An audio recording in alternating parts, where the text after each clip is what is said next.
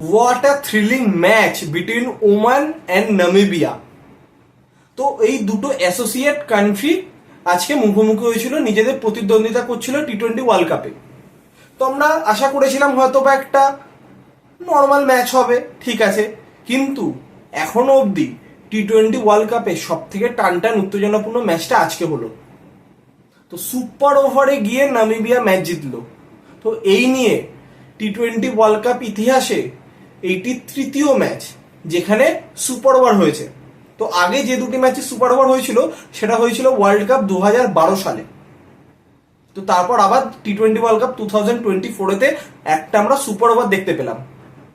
তো সেখানে প্রথমেই টস জিতে বোলিং করার সিদ্ধান্ত নিয়েছিল নামিবিয়া এবং ব্যাটিং করতে নেমে 109 রানে অল আউট হয়ে গেছিল Oman.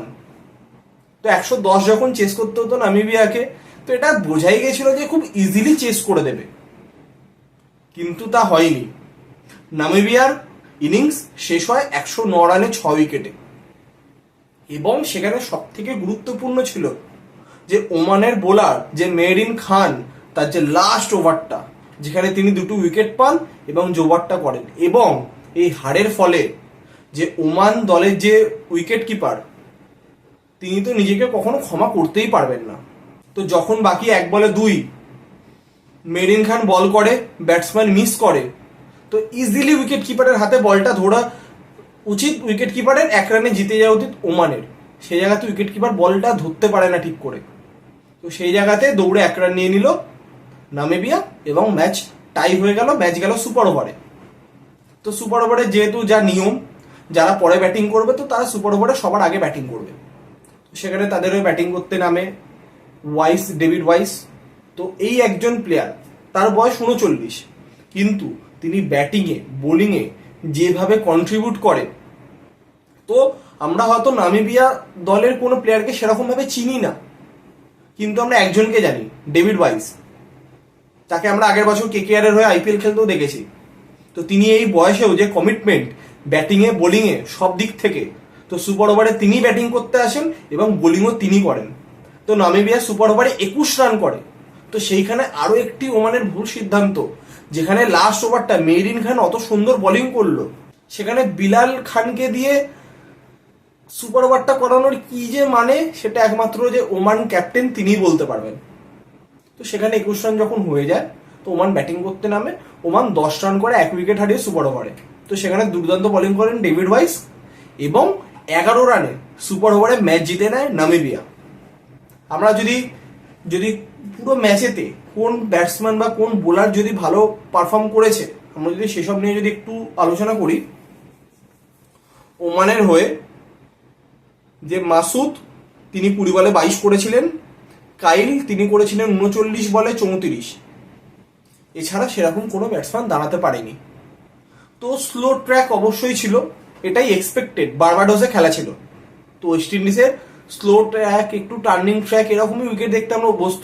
PNG versus West Indies ম্যাচেও আমরা দেখেছি যে পিচ কিরকম ওখানকার হবে। এবং বোলিং এর ক্ষেত্রে অবশ্যই ট্রাম্পেলাম, তিনি 4 ওভারে 21 রান দিয়ে 4টি উইকেট নিয়েছিলেন, এবং ডেভিড ওয়াইস তিনি 3 ওভার 4 বলে 28 রান দিয়ে 3টি উইকেট নিয়েছিলেন নামিবিয়ার হয়ে। তারপর যখন নামিবিয়া ব্যাটিং করতে নামে, তাদের হয়ে ফ্রাইলিংক 48 বলে 45 রান করেন, এবং ওপেনিং এ ডাভিন তিনি 31 বলে 24 রান করেন। এছাড়া সেরকম কেউ দাঁড়াতে পারেনি। তো লাস্টে ডেভিড ওয়াইস 8 বলে 9 রানে নট আউট ছিলেন। এবং বোলিং এর ক্ষেত্রে বিলাল খান 4 ওভারে 25 রান দিয়ে 1টি উইকেট নিয়েছিলেন, এবং এম খান তিনি 3 ওভারে 7 রান দিয়ে 3টি উইকেট নিয়েছিলেন এবং একটি মিডল ওভার, খুবই গুরুত্বপূর্ণ ছিল। এবং অবশ্যই মেরিন খানের তো লাস্ট ওভারটা, সেটা তো কোনো তুলনাই নেই। তারপর যখন নামিবিয়া সুপার ওভার ব্যাটিং করতে নামে, সেখানে ডেভিড ওয়াইস 4 বলে 13 করে, এবং ইরাসমাস তাদের যে ক্যাপ্টেন, তিনি 2 বলে 8 রান করেছিলেন। তারপর যখন ওমান ব্যাটিং করতে নামে, এন খুশি তিনি 3 বলে 2 রানে আউট হয়ে যান, মাসুদ 1 বলে 1 নট আউট, এবং লিয়াস তিনি 2 বলে 7 রানে নট আউট। এবং বোলিংয়ে দুর্দান্ত বোলিং করেন ডেভিড ওয়াইস।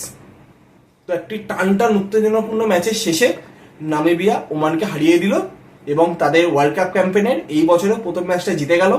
যেখান থেকে অবশ্যই নামিবিয়া অবশ্যই নিজেদের অনেকটা বেশি কনফিডেন্স গেইন করতে পেরেছে এই ম্যাচ থেকে, সেটা বলাই বাহুল্য। তো আমরা প্রত্যেকে এক্সপেক্ট করবো তারা নেক্সট ম্যাচে যারা যাতে আরো ভালো পারফরমেন্স করে, যাতে এই অ্যাসোসিয়েট কান্ট্রিগুলো তাদের ক্রিকেট যে মানকে আরো যাতে উন্নত করতে পারে। তো ওমান ম্যাচটাকে অলমোস্ট জিতে গেছিল, তো সেই জায়গা থেকে তারা ম্যাচ হেরেছে। তো এটাই হচ্ছে একটা ইন্টারন্যাশনাল ক্রিকেটের যে প্রেশার। তো তারা এই লেভেল অফ ক্রিকেট এর আগে কখনো খেলেনি, তো তাদের থেকে এগুলো ভুলগুলো এক্সপেক্টেড। আমরা নামিবিয়াকে ওয়ার্ল্ড কাপ খেলতে দেখেছি, তো তারা যতটা বা এই জিনিসটার সাথে ইউজ টু হয়েছে সেটা কিন্তু ওমান হয়নি। তো আমরা আশা করবো নিজেদের ভুল ত্রুটি শুধরে নেক্সট ম্যাচে আরেকটু ভালো পারফরমেন্স যাতে ওমান করতে পারে। তো এই ছিল আজকের ম্যাচের আপডেট। তো আবার দেখা হচ্ছে নেক্সট ম্যাচের আপডেট নিয়ে।